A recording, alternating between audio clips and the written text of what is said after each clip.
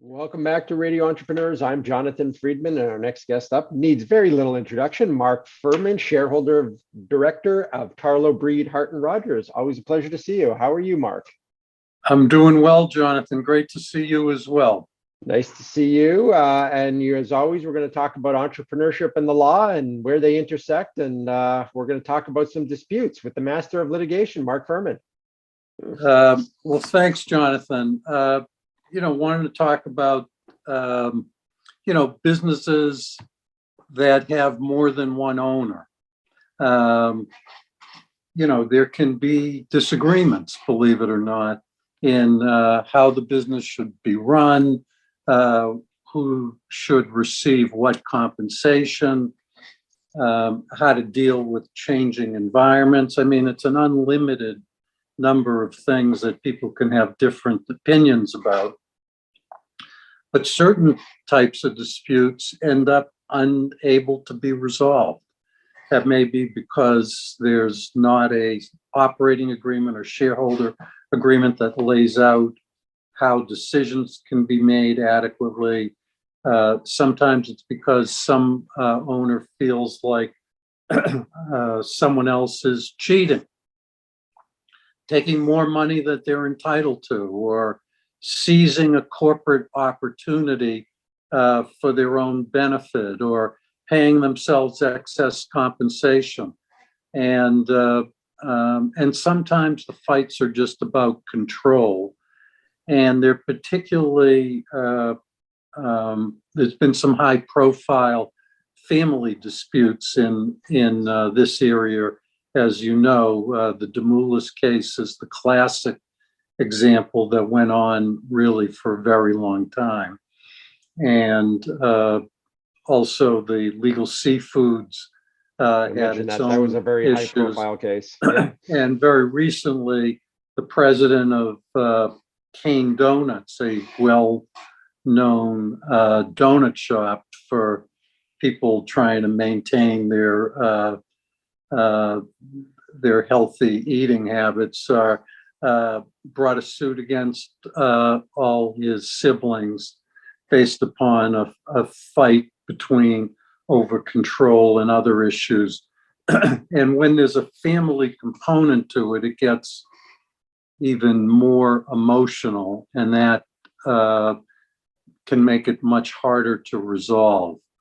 But at the core, these disputes are about a business and can impact the potential ability of the business to survive. I mean, the Demoulas business is a quite large family business.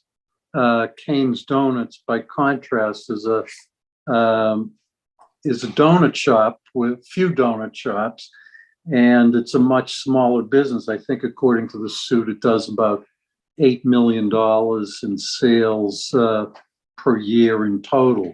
So interesting that that you talk about whether it's a shareholder dispute, an owner dispute, or a family dispute, and I think from my experience, I would say they're all disruptive to the business. Imagine having two shareholders, if you're in a company with two shareholders in dispute, and trying to function above the line, as they say, while the litigation is going on and you're being torn apart financially and probably emotionally, and at the same time trying to put on a game face every day and going in and operating a business. That happens very often. And to your point, I think magnifying it when you've got the family situation, because now you've got, in all likelihood, people outside of the business also chirping in your ear, family members, and the emotion caught up in that. So, complicated things to deal with. Yeah, I mean, I think the disputes are emotional no matter what. But I think family disputes have that heightened level emotional component to it, because, look, if the older generation selects one sibling as the leader, and the other siblings may feel pretty badly about that because they may have thought that they should have been selected. So that emotional component can be very, very difficult. But, the legal rules of the road are quite strict, actually, in Massachusetts for companies that are incorporated in Massachusetts, whether they're LLCs or corporations or whatever. But the people who are running the business have duties to the company to act in its best interest, certainly. But under Massachusetts law, the owners of closely held businesses, private businesses with a limited number of owners, are treated as partners, and they owe fiduciary duties to each other, which is the highest duty the law imposes on anybody. And that's to act not in their self-interest, but to act in the best interests of the firm and the partners. So that creates a lot of argument for dispute, because if someone's in control, how much they pay themselves can be challenged. And if you have an owner, minority owner typically, who is not doing a good job or is disruptive to the business, when coming to the difficult decision to terminate that person or reduce their responsibilities, can give rise to a lawsuit that you breach the fiduciary duties you owe to them by freezing them out, which is something that requires a complicated analysis, and plenty of litigation gets caused by it.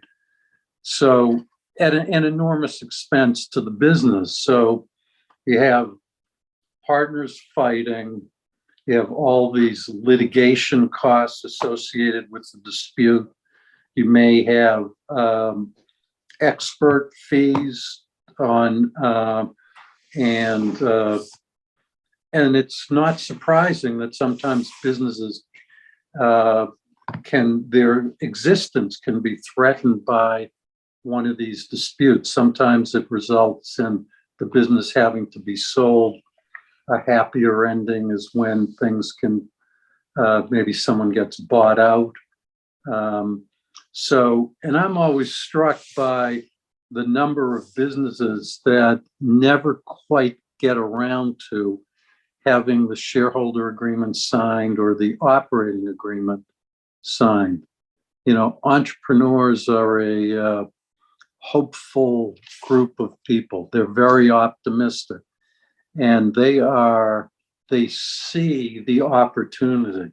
It's so clear to them, and they're less focused on the risks, which, lawyers are trained to look at the risks, as you know, Jonathan. So, well, it's the classic. Nobody ever gets into a marriage or a business thinking they're at the end, right? And so, right. Everyone's full of rainbows and happy times, right? Right. On the way in. But some people enter into prenuptial agreements before they get married, despite that view. But and many businesses do, get their shareholder agreement or operating agreements done at the outset, but way too many do not. So the question of control, competition, what is the scope of the arrangement? So, just to give you one example, it's like, you got to think these things through. The boilerplate is that, let's say we're in the real estate development business and we're partners, Jonathan. And, but what we're really doing is we're developing the property at 1 Main Street. Mm-hmm. So while we're working on that development of 1 Main Street, you hear about the opportunity to buy for cheap a property from an estate at 5 Main Street on very favorable terms. Can you do that? Seems like a simple question. Yeah. So you consult the agreement, if there is one, and the agreement may describe the scope of the arrangement and whether or not you can develop 5 Main Street, or it may describe your agreement as to develop real estate throughout the Northeast, in which case you have a very different answer to the question. And then if you don't have a partnership agreement or shareholder agreement or operating agreement, then the law is going to have to figure out whether you've usurped a corporate opportunity. And you got such a great deal on 5 Main Street, you're going to make millions from it. So do I get to have half of it? So it's interesting because what you're pointing out is the better the operating agreement, shareholders agreement up front that stipulates or spells out the specifics of the arrangement, the better the likelihood that you avoid litigation, or at least there's clarity around what you can and cannot do. Clarity can be helpful. Boilerplate is a 4-letter word in my, it's more than one word, but it's just, there's no such thing as boilerplate. It's just, the words boilerplate gets you into trouble. Yeah, it's every situation is different. Every relationship is different. But I want to speak to something that you touched on because I think it's really important for budding entrepreneurs or people that are perhaps in their first foray into a business. How many active litigation cases, and I don't mean specific numbers, but from a majority versus minority perspective, that you've been involved with over your few years in the law, have you experienced where shareholders are having a dispute and it doesn't create an incredible bumpy road for the business? That's my experience anyways. And never. And so the ripple effect is huge. It's not only about the litigation, it's about the survival, as you pointed out, about the business. And where I often see is, litigants trying to keep their employees out of it. Invariably, they get sucked into it in some capacity. In a family dispute, invariably other family members get, sucked into the litigation, if not directly, then certainly indirectly. And it's got enormous implications. And no disrespect to you because you deal with this every day, but it's a little bit, and I don't know if it's analogous, but doctors becoming desensitized a little bit to health, terminal illnesses in some respect. I think lawyers can be somewhat desensitized to how damaging litigation can be to employees and to owners that don't take lightly the emotional impact of litigation. There's certainly the financial cost, but the emotional cost can be high as well. Well, I think when both the warring litigants continue to work in the company, I think that's particularly acute because it can't help but create a toxic environment. When somebody has been terminated from the company, so they're left as just an owner, typically to be a minority owner, suing for being frozen out. What happens is the key folks in the company are going to be witnesses. And so you're going to have the expense of those folks having to be deposed. You have the question of whether you're going to need separate counsel to represent those folks. And so you have someone in control. So in theory, the company's just operating without the minority owner. But in practice, you've got the CFO sitting for deposition, the COO, the vice president of sales. And to your point, there's a lot of people that get sucked into the abyss that is litigation and the complications, yes, and it impacts the operations. And, in some of those cases, the depositions can go on of each person for 3 days. Yeah. Yeah. And it's very disruptive to the business because it's not only the time in the deposition, it's the time preparing for the deposition and arranging counsel. So Absolutely. Mark Furman, shareholder, director, Tarlow, Hart Rodgers. It's always great. We can talk about this topic probably for hours on end. It's all the time we have for our segment today, but love to come back and talk about it further because it's a real concern, and maybe talk about what can potential litigants do to avoid this situation in the first place. So always good stuff. Mark, if people want to get in touch with you, what's the best way for them to reach out to you? I can be reached at mfurman, Furman, at tbhr-law.com, or at 218-2025. Mark, always a pleasure to talk with you. Entrepreneurship and the law, a lot of things to learn, and wonderful seeing you. And we'll be right back with another segment on Radio Entrepreneurs.